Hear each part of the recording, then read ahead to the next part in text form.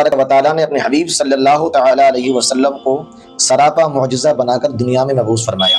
حضور صلی اللہ تعالیٰ علیہ وسلم کا پسینہ بھی ایسا پسینہ تھا کہ ہم جیسے لوگوں کے جسم سے پسینہ نکلتا ہے لیکن اور پسینے میں بدبو آتی ہے، لیکن حضور صلی اللہ علیہ وسلم کا پسینہ مبارک اس طریقے کا تھا کہ اگر پسینہ کہیں لگ جاتا تو وہ ہمیشہ وہ جگہ مہکتی تھی۔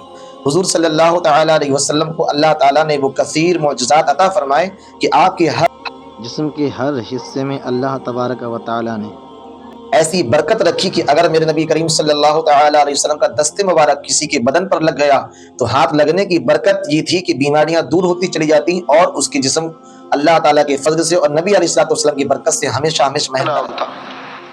تو آپ کو پتہ ہے یہ بناؤ سنگار سے عورتوں کو زیادہ دلچسپی ہوتی ہے، اچھی خوشبو کہاں سے ملتی ہے، بناؤ سنگار کا سامان، تو عورتیں ذرا اس کے اندر دلچسپی زیادہ لیتی ہیں، اپنے آپ کو ذرا اگلی صفوں میں سمجھتی ہیں، اور چلو اچھی بات بھی ہے، اپنے خاوند کے لیے اگر کوئی عورت بناؤ سنگار کرے تو باعث اجر ہے اس کے لیے۔ ثواب کا تو کام وہ ہے۔ چاروں بیویاں کہتی ہیں کہ ہم نا ایک سے بڑھ کر ایک خوشبو استعمال کرتی، جی لیکن ہمارے شوہر حضرت عتبہ رضی اللہ تعالیٰ عنہ صحابی تھے، ان کو ہم نے کبھی خوشبو لگاتے نہیں دیکھا، جی اور ان کی خوشبو ہمیشہ ہماری خوشبو پہ غلبہ پا جاتی۔ کیسے؟ تو وہ صحابیات چاروں کہتی ہیں کہ ہم ٹٹولتی تھیں، ان کی جیبیں دیکھتی تھی، خوشبو کہاں سے لاتا ہے، پر خوشبو کوئی نہیں، جسم بڑا مہکتا ہے۔ ماشاءاللہ۔ ہم نے بڑی کوشش کی، چاروں نے مل کے، چار بیویاں، سمجھ نہیں آتی تھی۔ فرماتے ایک دن چاروں کٹھی ہو کے کہنے لگی آج نہ چلو اس بات پہ تو چاروں سوکنے اتفاق کرے نا۔ کہتے نے اپنے شوہر سے کہا آپ بتائیے خوشبو کہاں سے لاتے ہیں؟ جی کہنے لگی اللہ کی قسم کبھی لگائی نہیں، یہ خوشبو کیسے آتی ہے؟ کبھی نہیں لگائی، اس پتے سے ڈھونڈنا قاصد میرے دلدار، کبھی ماشاءاللہ۔ لگائی نہیں خوشبو۔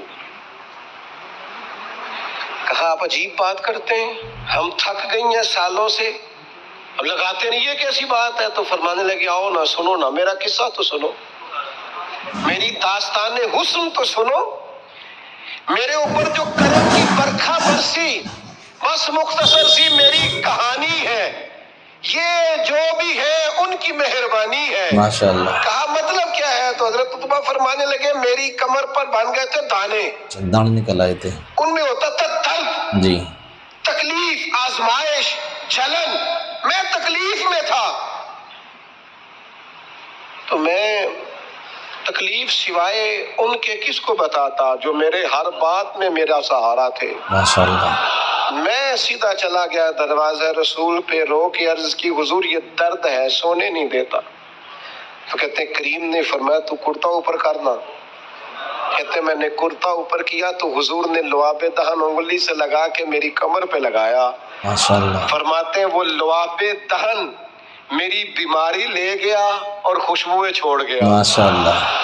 میں جیسے جیسے غسل کرتا جاتا ہوں خوشبو بڑھتی جاتی ہے، تازگی بڑھتی جاتی ہے۔ نہ سمجھ آئے تو مدینہ جا کے دیکھو، مسجد نبوی میں بیٹھ کے دیکھو، جاؤ حضور سید عالم کے شہر نور کی گلیوں سے ہو کر جا کر دیکھو، عرصہ ہوا طیبہ کی گلیوں سے وہ گزرے تھے، اب تک ان گلیوں میں خوشبو ہے پسینے کی۔ ماشاءاللہ۔ جا کے دیکھ لو، نظارہ کر لو۔ اللہ تعالیٰ نے حضور کا سراپا ہی ایسا بنا، یہ حضور کے دست مبارک ہے نا۔ حضرت انس بن مالک فرماتے ہیں میں نے ریشم بھی اتنا نرم نہیں دیکھا جتنا حضور کے ہاتھ نرم تھے۔ ماشاءاللہ، سبحان اللہ۔ امام اعلیٰ حضرت فرماتے ہیں جس کے طلبوں کا دھوبن ہے آب حیات ہے وہ جان مسیحا ہمارا نبی۔ اللہ تبارک و تعالیٰ نے اپنے حبیب علیہ السلام کے طلب مبارک میں وہ تاثیر رکھی کہ آپ کے طلبے سے لگنے والا پانی کسی کو مل جاتا اور وہ پی لیتا اور بیمار ہوتا تو اللہ اسے شفا عطا فرما دیتا۔ ایسے طلبوں کی برکت ہے۔ سوچئے طلبے کا یہ عالم ہے کہ اس طلبے کے لگنے والے پانی کو کوئی پی لے تو وہ بیمار ٹھیک ہو جائے، تو میرے مصطفیٰ علیہ السلام کی دست مبارک کا عالم کیا ہوگا؟ جب پاؤں اور ہاتھ کا یہ عالم ہے تو میرے مصطفیٰ علیہ السلام کی زبان مبارک کا کیا عالم ہوگا؟ تو پتہ یہ چلتا ہے کہ اللہ تبارک و تعالیٰ کے رسول صلی اللہ علیہ وسلم دنیا میں تشریف لائے تو آپ کے حسن کو اللہ نے ایسا سنوارا، ایسا سجا کے بھیجا کہ ایک ایک چیز دیکھنے کے قابل، اور ایک ایک چیز ایسی اللہ نے آپ کو عطا فرمائی، کیوں یہی بولے سدرا والے، چمنے جہاں کے تھالے سبھی میں نے چھان ڈالے، تیرے پائے کا نہ پایا، تجھے یک نے یک بنایا۔ اللہ نے اپنے محبوب کو ایک بنایا، اور ایسا بنایا ہے کہ قیامت تک دوسرا ان جیسا کوئی آ نہیں سکتا۔ اللہ تبارک و تعالیٰ کا فضل ہم پر کروڑوں بار شکر احسان ہے کہ اس نے اپنے حبیب علیہ الصلوۃ والسلام کی در کی ہمیں غلامی عطا فرمائی ہے۔ تو آج ہم تمام لوگوں کو ضرورت ہے اس بات کی کہ اللہ مصائب آ جائیں تو ہم ڈرے نہ، ہم اللہ تعالیٰ کے حبیب علیہ الصلوۃ والسلام کی بارگاہ میں دعا کریں، سچے دل سے دعا کریں، ان کا وسیلہ لے کر دعا جب کریں گے تو انشاءاللہ تعالیٰ ہماری